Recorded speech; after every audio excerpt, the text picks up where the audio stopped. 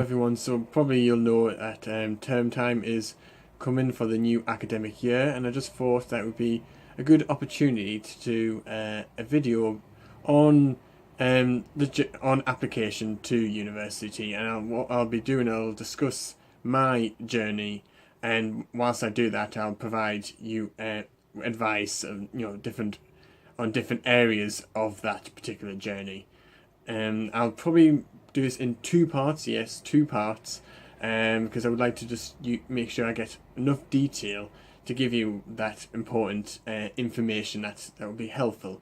Just bear this in mind that some of it will be specific towards Cambridge, which I applied for, but quite a lot of it will be relevant for whichever university you do end up applying for as part of your application process. And I also just want to make it clear that I am not the fountain of knowledge, so I would encourage you to go and do your research, make sure you ask the help from the relevant people, so that you get all the information that you can have. So the first thing I'm going to talk about is the open days. So I'll give you the example for Cambridge. So the Cambridge Open Day was early July, I believe. My memory is not the greatest. So I think open days are very important, and if you've been to some already, or if you're planning to go on some, potentially if there's often some in September, it is important to go to these open days. They do provide you an excellent opportunity to look around, get to know the area that you could eventually be studying in, get you to know maybe the staff there, students that are already there, and get to know places where you could be visiting there, places where you could be going drinking there, wherever it is. But I think the most important thing is making sure you actually know if you would actually feel right there. And sometimes the decision that you make, whichever university you go to, is about feeling.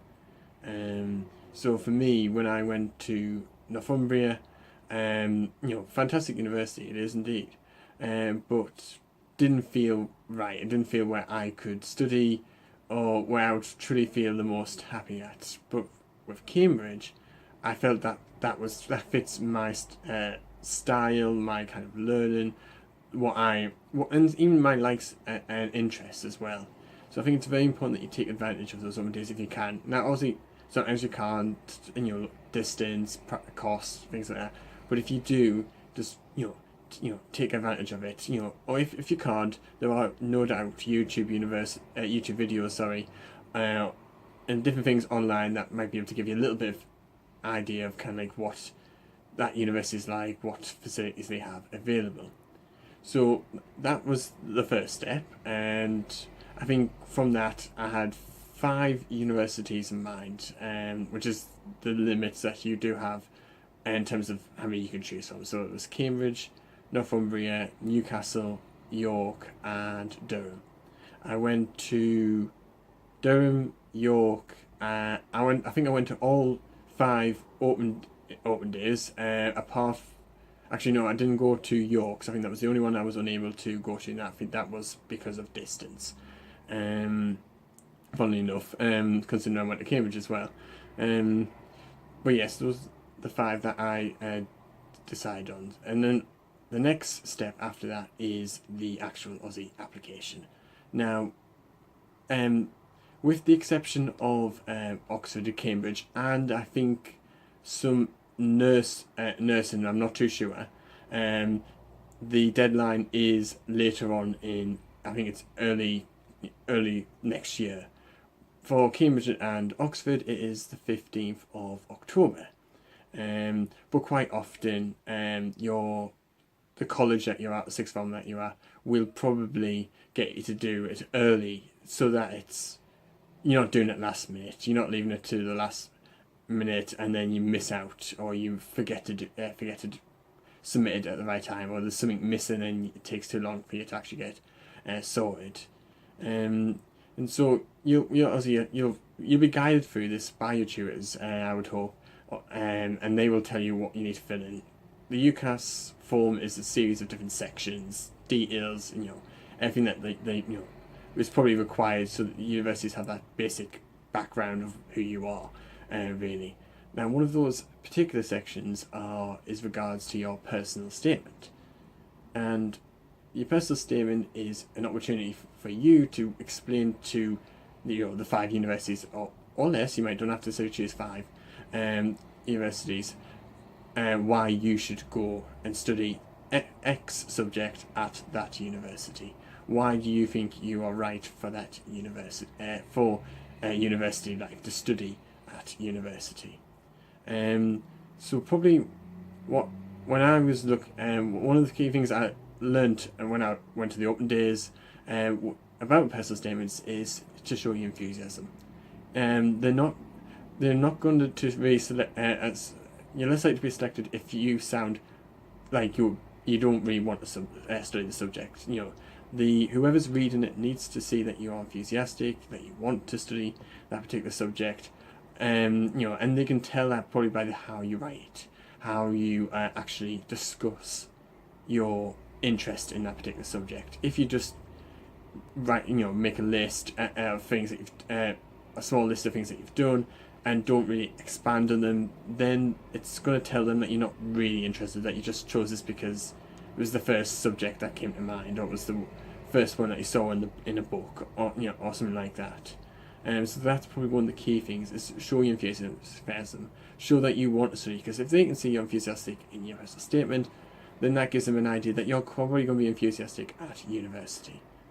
One of the next advice I'll probably give is be honest and be yourself. Don't put in language that doesn't reflect you. Don't make it flowery and think even if it's like Cambridge, thinking that I'll put in this type of language because that's what Cambridge is used to.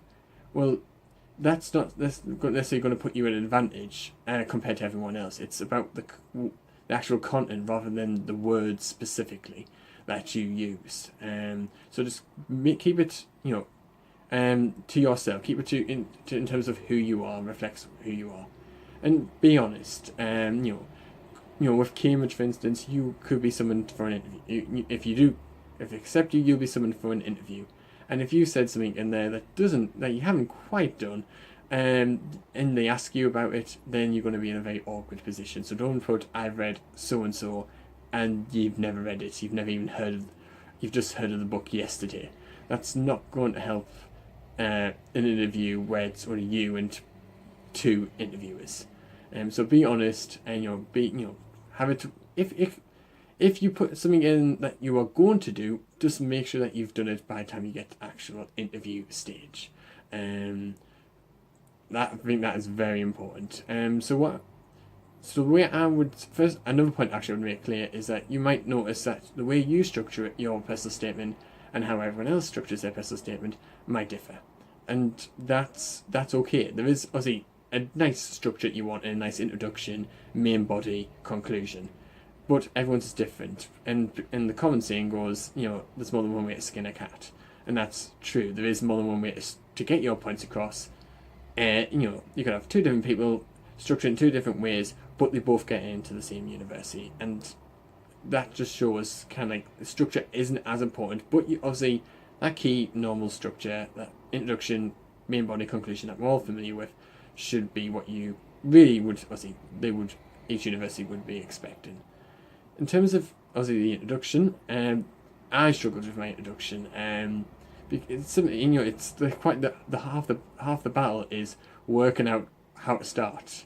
And one of the best advice is don't be cheesy. Don't go, it's ever since I was young, or I've always desired to do this. It's like, no, you haven't always desired. Always means you've pretty much done it since you were born. No, it doesn't. No, you haven't.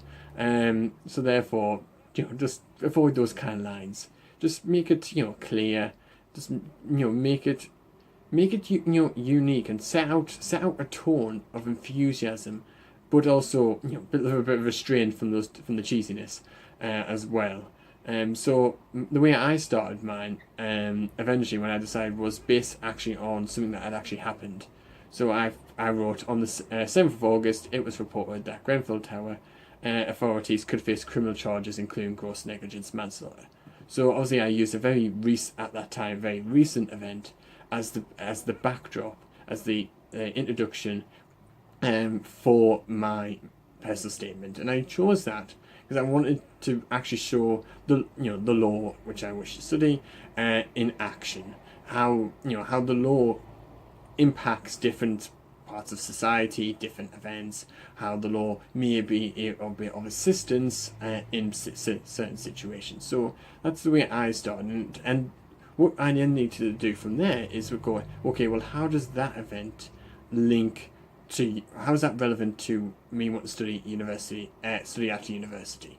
So I put, this draws similarities to, and I actually used a case, and I put there, I put there highlighting the value of case law. So I've therefore kind of linked it back into the actual subject that I wish to study at university, and that's very important to do. Everything that you talk about in your first statement, you link it back to the course that you want to study, and university life. How is that relevant? What's that doing? What is it doing in the personal statement? If you don't link it back in, then why is it there?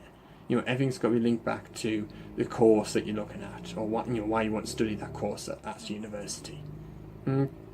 So, and that is another key advice. Make sure that you are detailed in the. Obviously, there is a word limit, and the word limit is different on UCAS than you might find when you're typing it on Word. So just be aware of that. And so you might find when you transfer it to UCAS, if you do transfer it straight from Word to UCAS, that you might have to delete some words, and that might happen simply because the system is different, and obviously it is a bit awkward at that point. But there are little easy ways you can just reduce words and take words out that don't need to be there, if that makes sense. But yes, make sure that your points are detailed, i.e. if you say I've done this, well, how is that? What did you gain from it? How is that relevant to wanting to study this subject? How is it relevant to wanting to study at university? And that's it is important, because you need to. It's not necessarily as much how many things you've done. It's more of what have you gained from it. I can say I've been to 15 courts, which I haven't. Well, I've been to 15 courts. I've done X weeks of 10 weeks of work experience, but if I don't put what I benefit from that, then that's just a list of things. That's not telling whoever's going to read it what you're like, why are you so interested in that subject, why do you want to study at university, what makes you good, what makes you the best to study at university, if you see what I mean. So it's important that you are discussing, okay, so for example, if I give it an example, I put there, my excitement for the law has been furthered by work experience at a sister's firm, which involved administrative work and helping with conveyance and payments. This helped me to develop skills such as organisation, responsibility and confidence, has given insight into the daily function of a law firm and a solicitor's routine tasks of contacting and advising clients. So I've identified something that I've done. I've then linked it into some skills and also the law itself. So I've said, like, it's just like I've actually got to see the law in practice, how the law actually works. From how the law in words translates into the law in action. The work of a solicitor and how they use the law to help and advise clients. And so it's very important that you identify something, link it back in. How does it relate? How does that? Why? You ask yourself, well, why have I put this in? Well, I've put this in because I'm going to gain this skill, or I gained this skill, or I learnt this. And okay, well, what's the benefit of learning that? What's that going to allow you to do? If you see what I mean. So, I've put a further one to say this: heighten my awareness for potential careers such as conveyancing, increase my motivation to become a solicitor. So it's like I'm saying, well, this has helped further my interest, further my desires, and my aspirations, to become a solicitor. So it's very important that you explain clearly what benefit you've got from that. Okay, so introduction, clear, avoid the cheesiness, but just make strong and clear introduction that sets out a good tone, a nice enthusiastic tone, but keep it restrained from the cheesiness. So I talked about in the introduction the Grenfell Tower and linking it back into law. And so I've said there's criminal law in action, as well as my passion to challenge such violations and help others achieve justice, motivates my aspirations to continue my law studies and pursue a career in this field. So I've taken, I apologise for jumping around a little bit, but I've taken what I've said there and I've linked it back in, to set the scene. Okay, this is one of the reasons why I wish to study law. And then moved on to talk about the academic, the courses I studied at A-level. So I talked about the law, so I said, studying A-level criminal law has focused my interest in pursuing criminal law as a career. It has given me an understanding of the legislative process and the role of judicial precedent, and I have developed my ability in discussing and applying the law to various scenarios. So I've identified something, me studying law at A-level. I've then said, well, how have I benefit from that? So it's, i.e., I've got an understanding. It's helped to kind of give me an idea of what kind of career route I could take in terms of what area of the law I might want to focus on. And then when I talk about, so I said there, furthermore, undertaking independent research such as Reading and Unlocking Criminal Law by Tony Story has helped me to understand challenging areas of criminal law. So, if you can, and doing some kind of reading around your subject that you wish to study is beneficial. It doesn't mean you read 10 books and that's it, you're in. No, you've got to explain, well, what did you gain from that? What did you learn from that? How has that benefited you? How has that enhanced your interest in studying law, for instance, or whichever subject you wish to study? And then went on to talk about, so I've read What About Law by Catherine Bernard, which gave me insight into undergraduate study, including being able to break down cases to assess legal principles. So I've linked that there. I've linked that to the actual university in life, and where I know as a law undergraduate, I would be looking at cases in a lot of detail and studying them and analysing how they can show maybe faults in the law, faults in principles, and what we could do about that.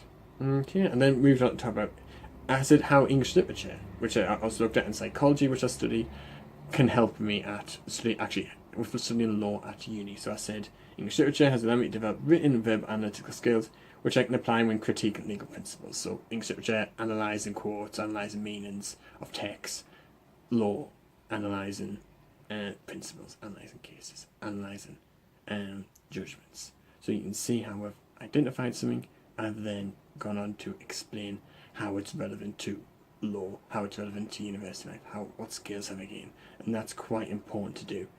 Obviously, keep it flowing. They want whoever's reading it wants to be glad that they are reading something from a human rather than a robot. They want to see it flowing. One sentence into the next. It doesn't. It's not poetry you're writing, but at the same time, it needs to have a humanness in it, so to speak. I.e., it needs don't sound like a robot. Don't repeat yourself with the same word or the same beginning, like I did this, I did that. That's a bit too repetitive, and various sentences a bit, even just a little bit will help the overall flow and the overall feeling of the personal statement. So once I talked about the subjects, I went on to talk about the work experience I just mentioned there again. So I identified it and explained how it's relevant.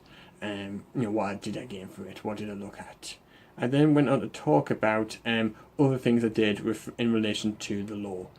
So I said I attended Southern Magistrates Court, and I explained that I had the opportunity to listen to and to try to predict the sentences given by the magistrates, putting theory into practice, and it's helped to develop my understanding of criminal processes. So again, identification linked to my excitement for the law, my desire to study the law, and how it's benefited me.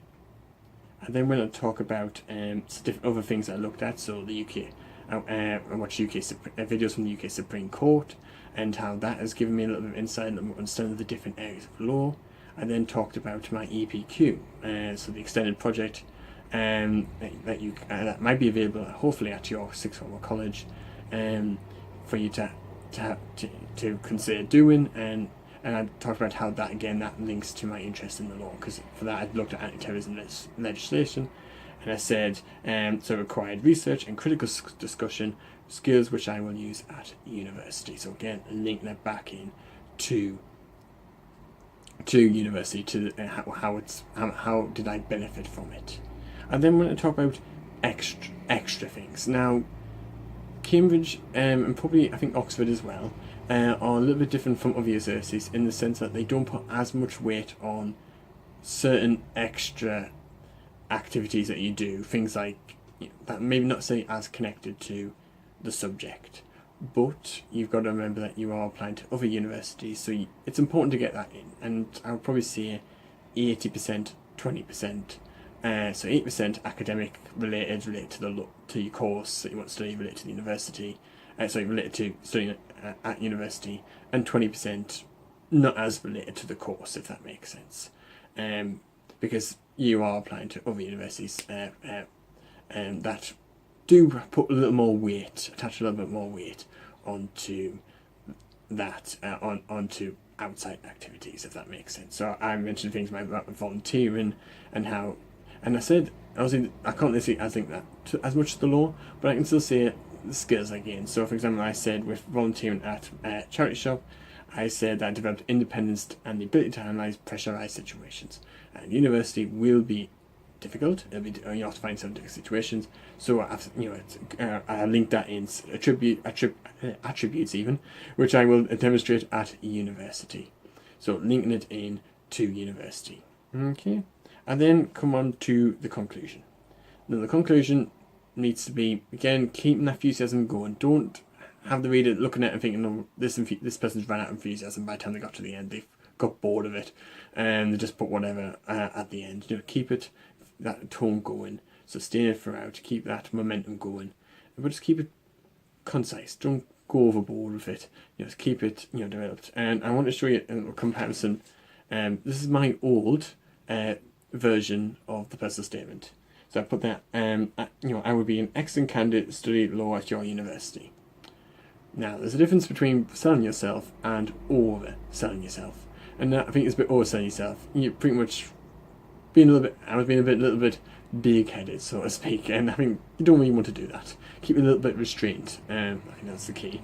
So I changed that, and I put actually my commitment to learn and willingness to understand the fascinating areas of law would make me an excellent candidate to study law at your university. Now that sounds better. Yes, that line is still there, but it's in the context of how it's used, it's much better. It feels a lot more right compared to how it was before.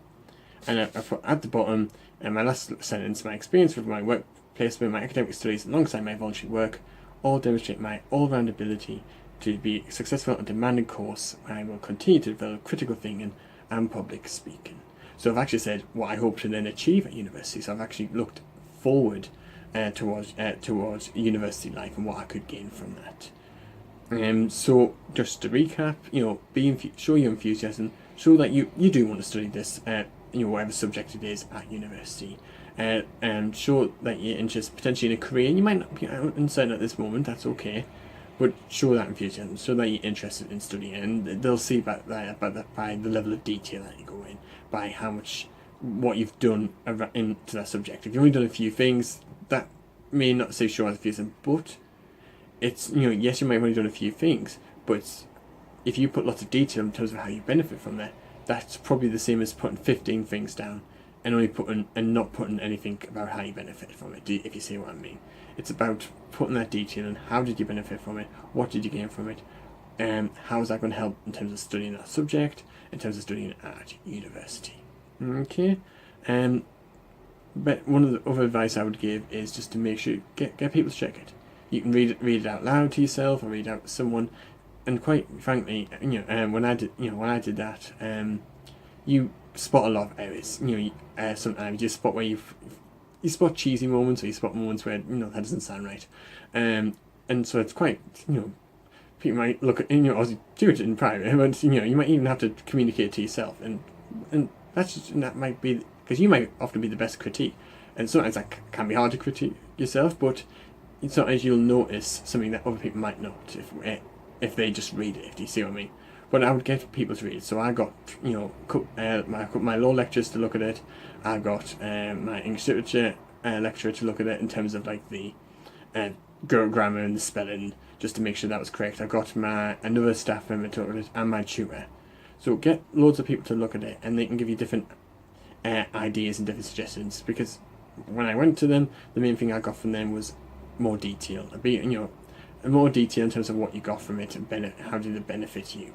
So it's go and get that help from them.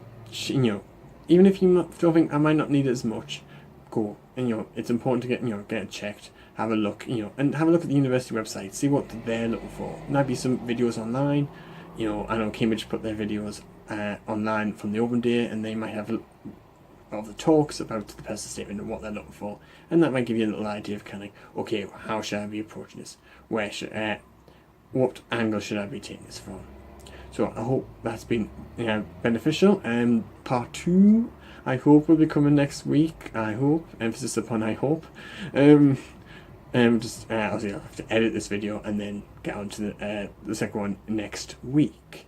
And then I will hopefully after that do that video that I said in the first one I did about what I'm taking to Cambridge. I thought I would do that one later whilst I'm still in the process of actually buying some of the things that I need for Cambridge. So if you're interested in part 2, I hope you're interested in part 2, that would be nice. Like, comment, subscribe, hit that notification bell to wait, so you know when the next videos are coming. Follow me on Facebook. I'll provide the link in the description below. And thank you for listening. I shall see you hopefully in the next video. So see you later.